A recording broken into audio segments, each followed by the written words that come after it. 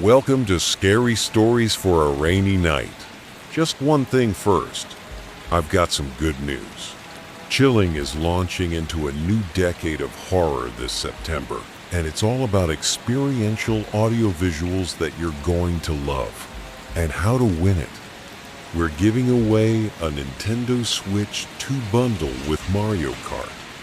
All of our chilling subs are automatically in no hassle, no extra effort. Just click the link in the description, start your free trial, and you're in. Want even more chances? You can boost your chances by leaving a review or filling out our easy bonus entry form. Someone is going to win this bundle. Why not you? Now, as always, I'll do my best to have absolutely minimal interruptions. If you'd like to contribute to this channel, actually subscribing benefits me far more than you might realize. And of course, drop a like if you enjoyed tonight's story. Thanks for visiting. Background music increases.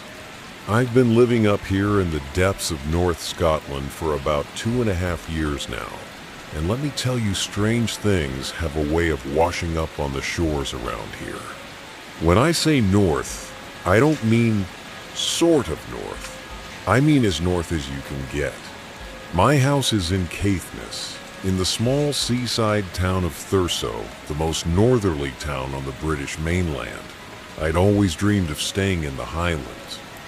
To me, it was the perfect escape from my stuffy, uninteresting hometown in Yorkshire, England. So, when my dad and his girlfriend bought an old property up here, I couldn't wait. They promised seals and otters in the rivers, dolphins and orcas in the ocean, even the northern lights staining the skies some nights. It was like a dream, but dreams tend to distort. It wasn't too long after arriving that I discovered the Highlands were not the charming postcard I had imagined. The winds are brutal. The isolation weighs on you. And the air, there's something present. A strange power that isn't living, but actually purgatory. Some days it feels blessed. It sounds crazy, but I've seen things, horrible things, each one more dreadful than the last. It started a few months after I'd arrived. I was walking my dog Macy, a tiny black and white border collie, along the cliffs east of Thurso. It was raining hard that day, the wind cutting like knives. We were trudging past the ruins of an old castle then. I just stood there, frozen. The seafloor below was littered with dead seabirds, scores of them, scattered all around the place, as if they dropped straight from the sky. Maybe they'd driven into the cliffs.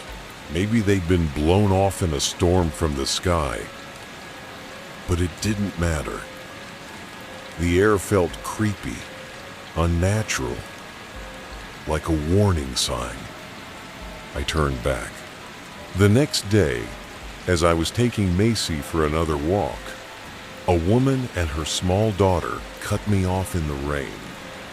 She shouted across the street, warning me not to take my dog down toward the sea.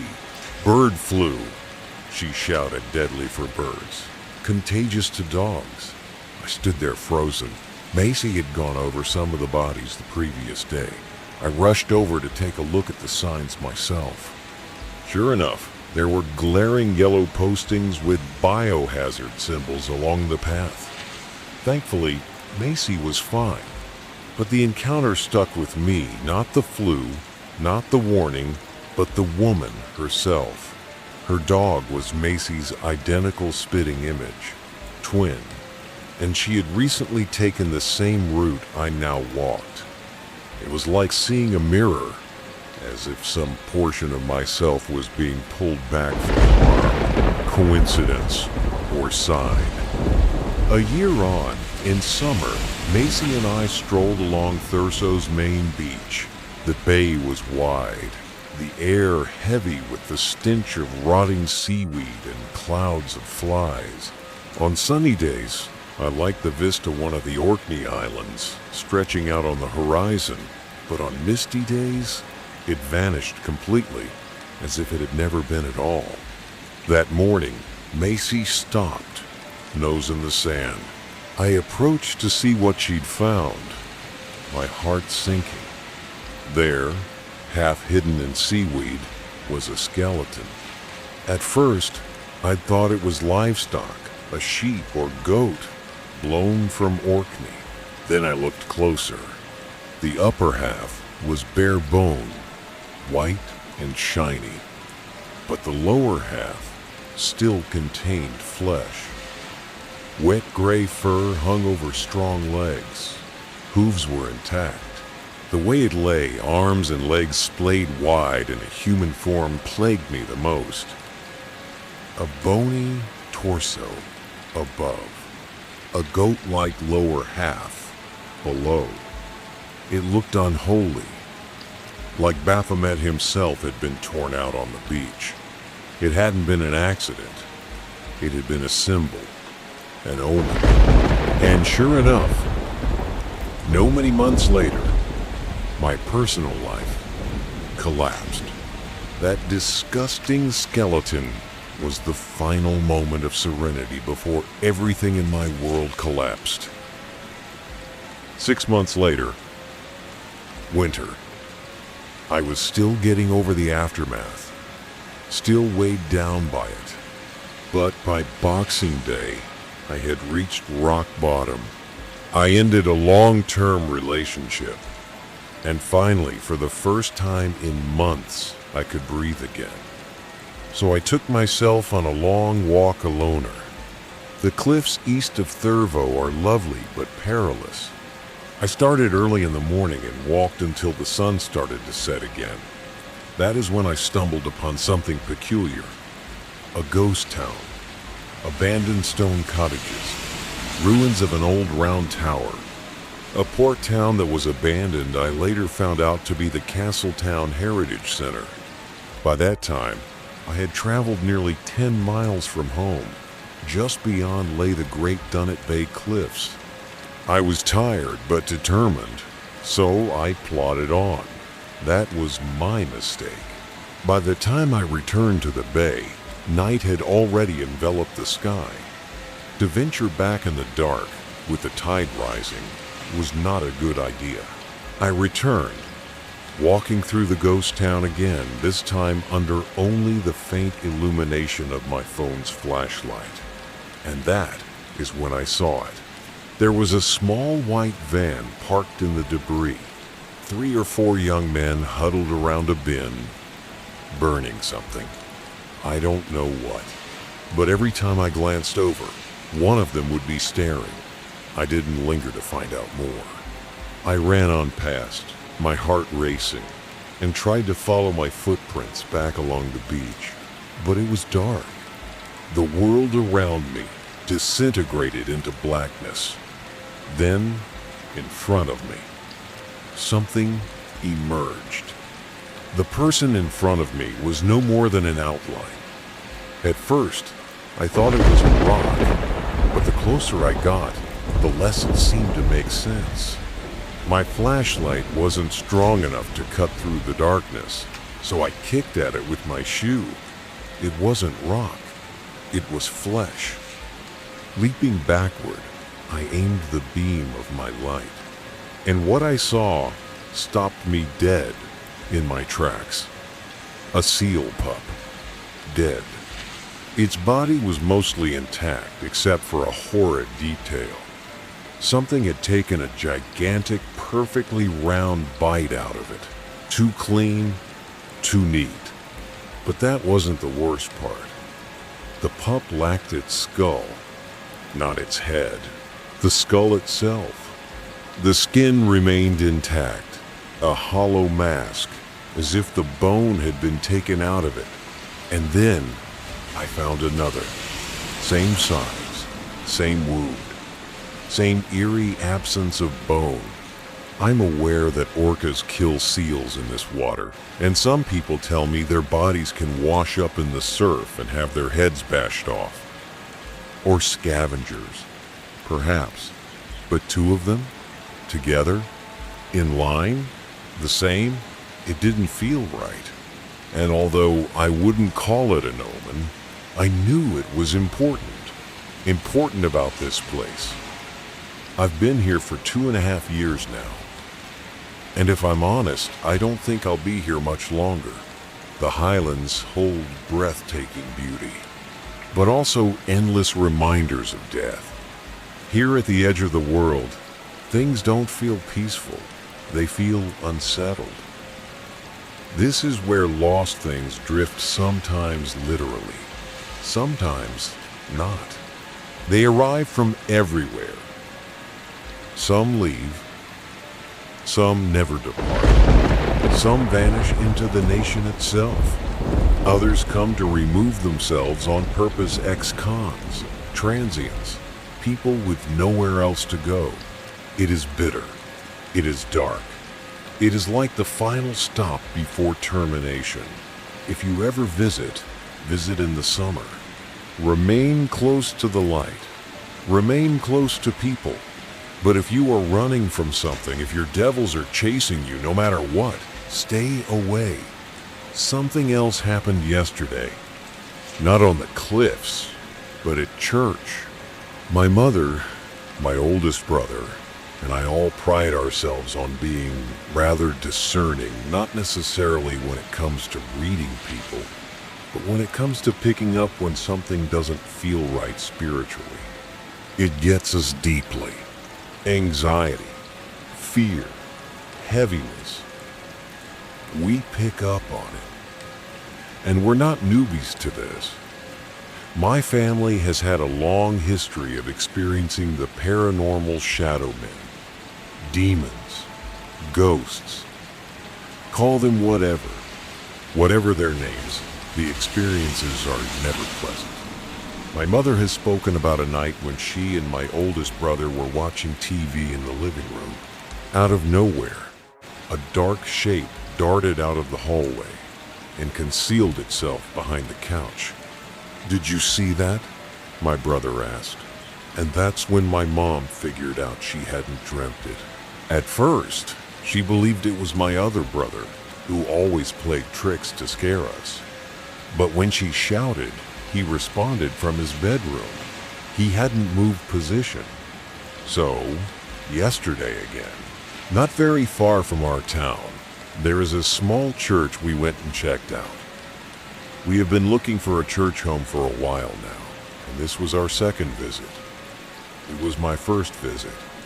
We drove for 20 minutes on gray skies and dense gloom before we got there. The sanctuary was warm, chandeliers glinting over the wood ceiling.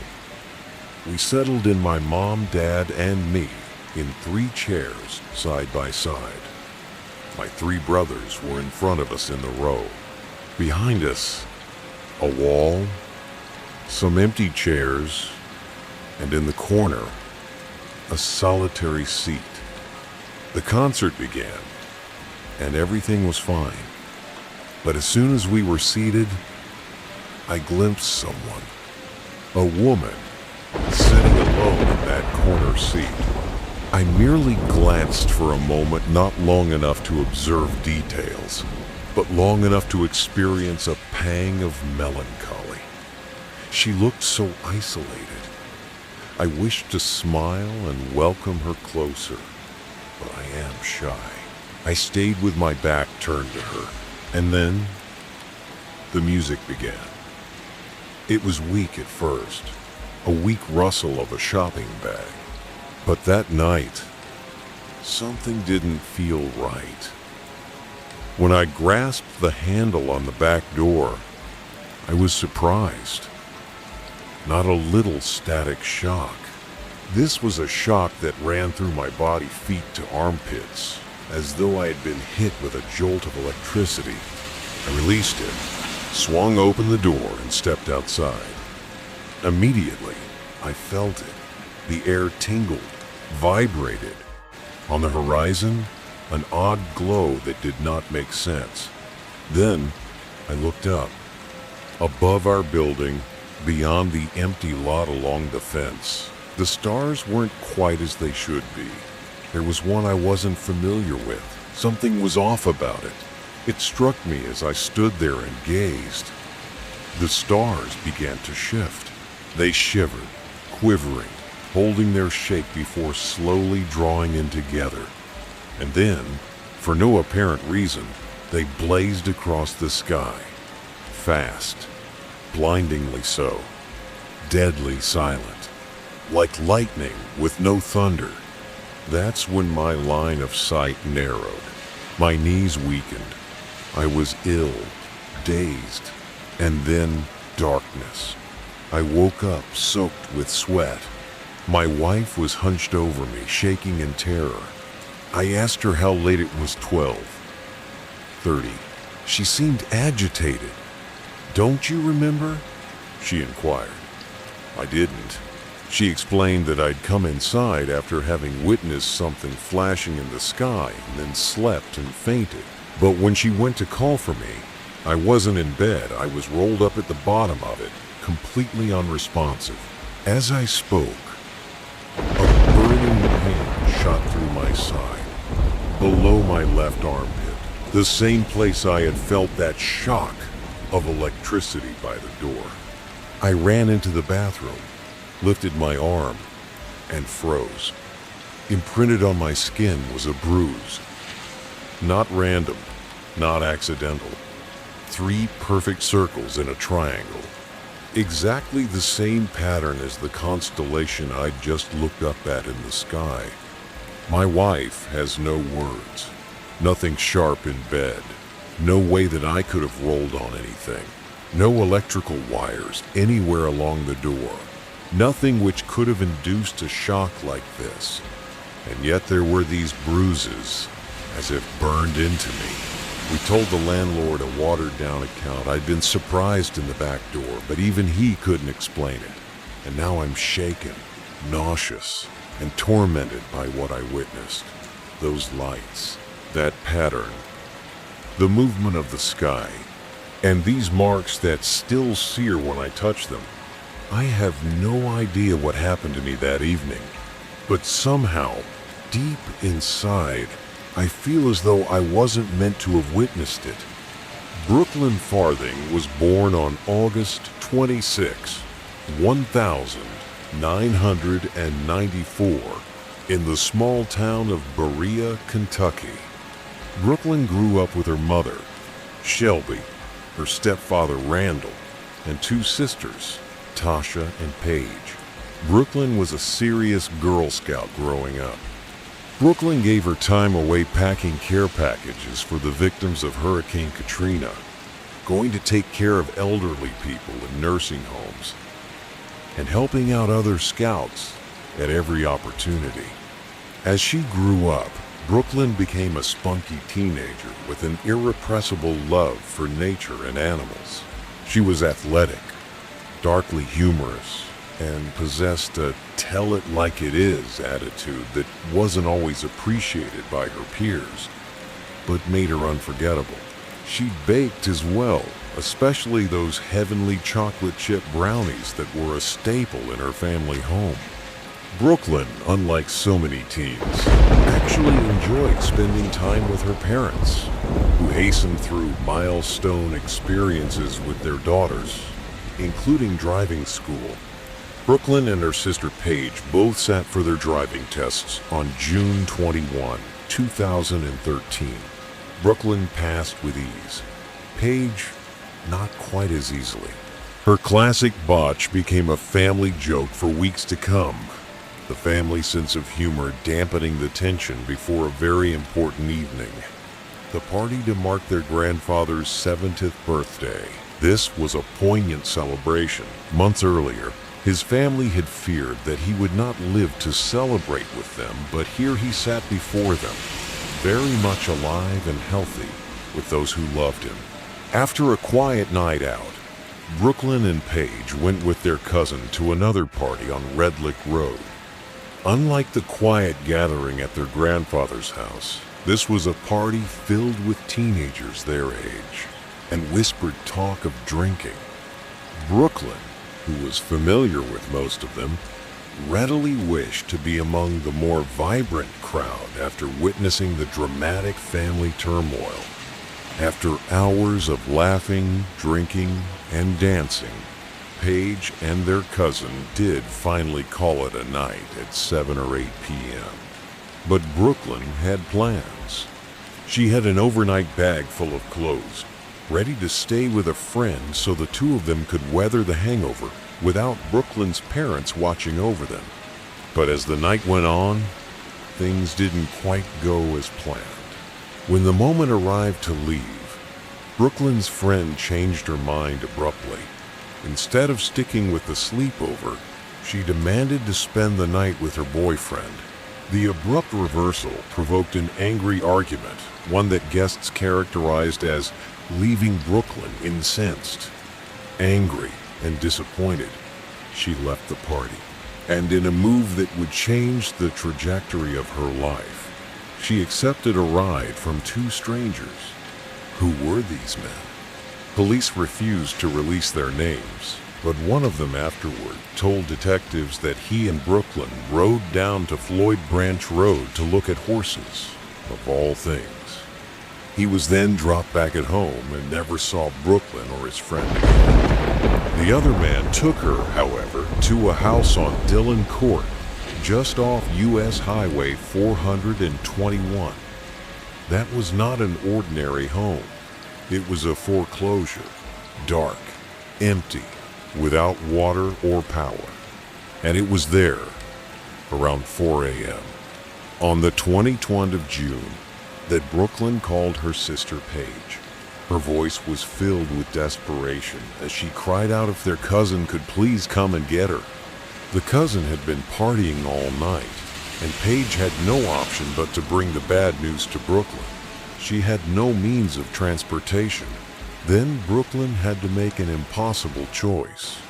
Call her mother, risking punishment, disappointment, and the humiliation of getting caught drunk, or wait for her former boyfriend, still on the job. Brooklyn chose the latter, waiting in the eerie stillness of a foreclosed house with a complete stranger. When her ex finished his shift, his phone was full of messages from her. Initially, they were long, nervous pleas, but they gradually shrunk into short, panicked bits. "Can you hurry? Please, hurry up. I'm scared." Then came the final chilling twist. As he drove toward Dillon Court, he received one last text. "Never mind. I'm okay. Going to a party in Rockcastle County." He tried calling, no answer. He texted again, silence. That was the last time anyone ever heard from Brooklyn. The following day, Brooklyn was to go to a car show in Somerset, Kentucky, with friends, but never showing her face and never picking up the phone or texts raised a red flag. Her friends, worried, attempted to call Paige with no idea that Brooklyn had never made it home. Panic set in immediately. Paige began frantically calling partygoers, trying to get the names of the two men who had provided her sister with a ride. She managed to reach one of them, the fellow who lived in the foreclosed Dillon Court home. He initially took responsibility for having given Brooklyn a ride, and even confirmed she had returned to his house. But he later changed his story in a strange way. He claimed Brooklyn refused to have intercourse with him, wanting to stay loyal to her recently ended relationship. He insisted he respected her decision and left her alone in the darkened house to leave her alone. The last he had seen of her, he claimed, she was sitting on the porch smoking a cigarette, talking about another party in Rockcastle County. But scant minutes from having hung up on Paige, the very same man called her back, this time in terror. He told her that after arriving home, he found that his porch was in flames. The firefighters had quickly doused it, but inside his home, Brooklyn's belongings were still present. All of them, all except her phone and what she was wearing. Paige and Brooklyn's mom were frantic by this time. They filed a missing persons report, and the police didn't waste any time. Cell phone records revealed something spooky. Brooklyn's phone had been called more than 100 times in just 24 hours by friends and relatives who were trying to reach her. The detectives quickly confirmed suspicions. The fire department reported that the porch fire was no accident. It was arson. It had been deliberately started. Search efforts were beefed up. Police requested landowners in several Kentucky counties to search for signs of freshly turned earth, strange smells, or disturbed earth. It was a chilling lead. Detectives already had the worst fears. More than 16 0 acres of rolling country were combed: fields, woods, lakes, cadet units, horseback volunteers, search dogs. Even professional divers were called in.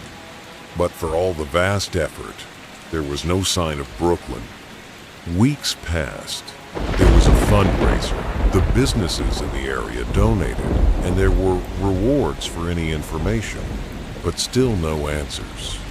By July 2013, the sheriff had to make a bitter announcement. All official foot searches would be ended. Police, though they never came out and said so, seemed to have lost hope of finding Brooklyn alive. But just as all hope was fading, a series of scandals would burst forth, scandals that not only would shut down the investigation, but that would change Brooklyn's story forever. One woman, Amanda Griffey, was made infamous in the community when she openly admitted to scamming those who wanted to donate to help find Brooklyn. At first, she had been working with neighbors who were door-to-door canvassing and accepting donations. Instead of giving the money away, however, Amanda sent it straight into her own personal bank account. Eventually, she took only band 40, but to the heartbroken community, it felt like a million. Their wrath was enormous. Amanda was accused of identity theft and theft by deception, and she was shunned by nearly everyone who had KDW.